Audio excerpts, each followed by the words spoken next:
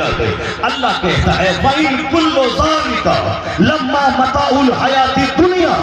اگر ہم یہ ایسا کر بھی دیتے, سارے مشرکوں کو سونے چاندی کا گھر بنا بھی دیتے, تو کتنے دن تک اس مکان میں رہے گا وہ؟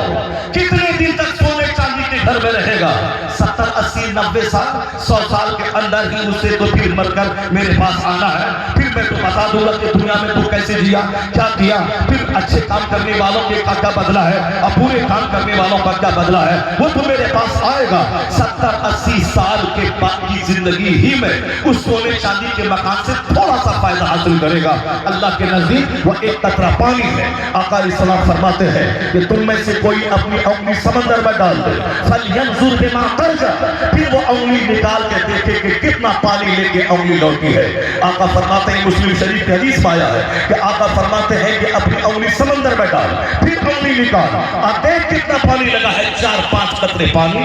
حضور کہتے ہیں یہی مثال دنیا کی اور آخرت کی ہے, یعنی یہ دنیا 4 قطرے پانی, آخرت مثل سمندر کے ہے. تو سمندر چھوڑ کر 2 قطرے پانی کے پیچھے کوئی پاگل ہو, اس سے بڑا احمق, اس سے بڑا نادان کون ہے؟ جس کے پیغمبر نے دنیا کے بارے میں اس قدر, دنیا کی تذلیل کے بارے میں, دنیا کی ذلت کے بارے میں, دنیا کی بے ثباتی کے بارے میں, دنیا کے بارے میں اس قدر سرکار نے اپنے غلاموں کو بچنے کا پیغام دیا ہو.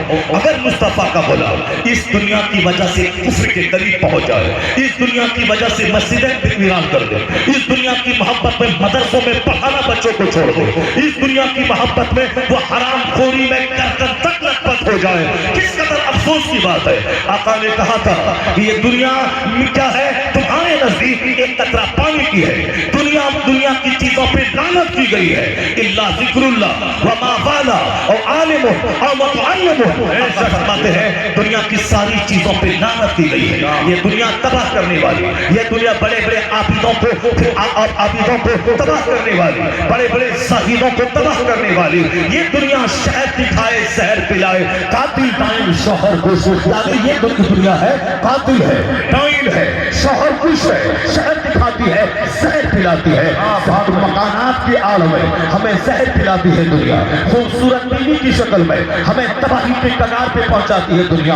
عورتوں کا حسن, مال و دولت کا حسن, گاڑیوں کا حسن, بال بچوں کا حسن, یہ ساری چیزیں فتنہ ہے, اور جو اس فتنے سے اپنے آپ کو نہیں بچایا وہ تباہ و برباد ہے. تو حضور نے گاہے بگاہے وقفے سے الگ الگ موقع سے ہمیں دنیا سے بچنے کا پیغام دیا, لیکن آج مصطفیٰ کی امت گردن تک دنیا میں پل گئی ہے. نتیجے میں کافروں کے پاؤں کا فٹ بال بن چکی ہے, جو ذلیل ہے, جو بندر کے سامنے سرداری ہو, جو چچندر کے سامنے سرداری ہو, جو ندی نالے کو خدا کہے, جو سانپ آنکھ کو خدا کہے, وہ خدائے واحد کے پرستار کو ستانے پہ تلا ہے, وہ ہمیں ذلیل کرنے پہ تلا ہے, صرف اسی لیے کہ ہمیں احسان کی عزت ہے نہ مکان کی وجہ سے ملی ہے, نہ دولت کی وجہ سے ملی ہے, نہ گاڑیوں کی وجہ سے ملی ہے. میری ساری عزتوں کا راز مصطفیٰ کی غلامی ہے.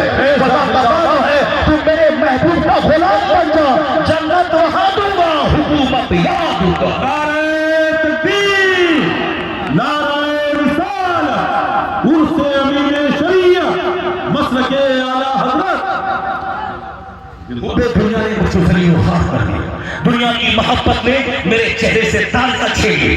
دنیا کی محبت نے مدرسہ جیسی جگہ جس میں دنیا کو علم و فن سے روشناس کرایا تھا, جس نے دنیا کو تحقیق کا راستہ دکھایا تھا, آج یہ مدرسہ سونا پڑا ہے. آج یہ مدرسہ چند غریبوں کے بچے کی پڑھنے کی جگہ بن چکا ہے.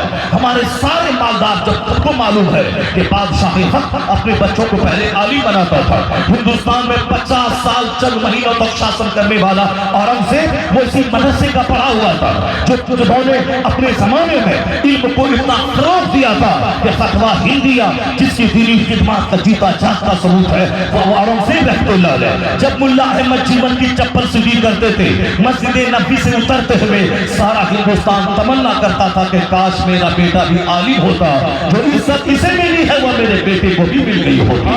جب عالموں کو سمان ملتا ہے تو سارے لوگ اپنے بچوں کو عالم بنانا چاہتے ہیں, لیکن جب عالموں کی جیسی کی تیسی ہوتی ہے. ایک امام سہمتا رہتا ہے ان جاہلوں سے, ایک مسجد کا ایک مدرسے کا مدرس سہمتا رہتا ہے شرابی پاپی حرام خور ناظم اعلیٰ کی شرارت سے ڈرتا رہتا ہے کب میری نوکری نہ چلی جائے, کب میری ملازمت نہ چلی جائے. ایک عالم باعمل, ایک عالم جس کو وقار سے رہنا تھا, جو نائب پیغمبر ہے, مگر اسی دنیا کی محبت نے اسے ایک جاہل کی چمچا گیری پر مجبور کیا, اس کی سبزی لانے پر مجبور کیا.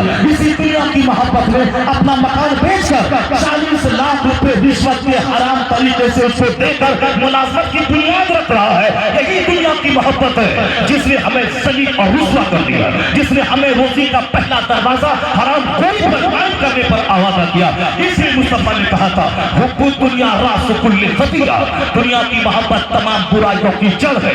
اسی محبت نے کرسچنوں کی درسگاہوں کو آباد کیا.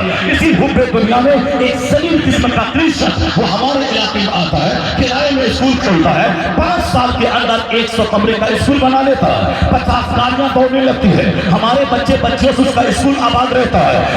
1 لاکھ روپے فیس دے کر میں اس کو اسکولوں کو آباد کرتا ہوں. مدرسہ کا دروازہ کھلا ہے, کوئی ایڈمیشن کرانے والا نہیں ہے, وہاں کا دروازہ بند ہے, نو ایڈمیشن. اب 3 سال تک ایڈمیشن نہیں ہوگا.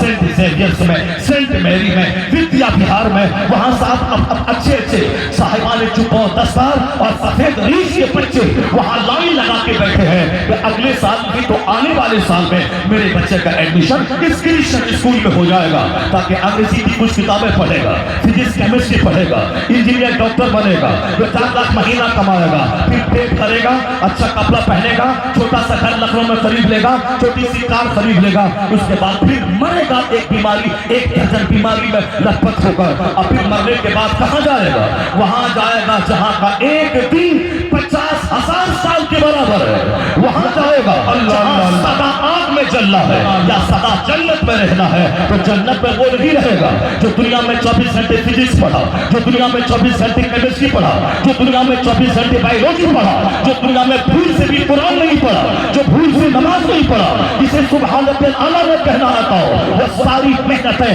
18 گھنٹے کی, 12 گھنٹے کی, 15 گھنٹے کی صرف نوکری حاصل کرنے کے لیے, 30 سال نوکری کرنے کے لیے, اس 60 سال کے بعد ریٹائر کر کے قبر میں جا کے سڑنے کے لیے کس قدر حماقت ہے. جہاں خربوں سال, اربوں سال, مہاسنکھوں سال, مہاسنکھوں کی کیا گنتی ہے, جہاں خالدین فیہا سدا رہنا ہے, وہاں کے بارے میں کسی باپ کو فکر نہیں ہے. وہ باپ جو انجینئر بنا کے 60 سال کی نوکری کروا کے چھوٹا سا گھر اپنے بچوں کو بنانے کے لیے تیار کرتا ہے. نعرہ تکبیر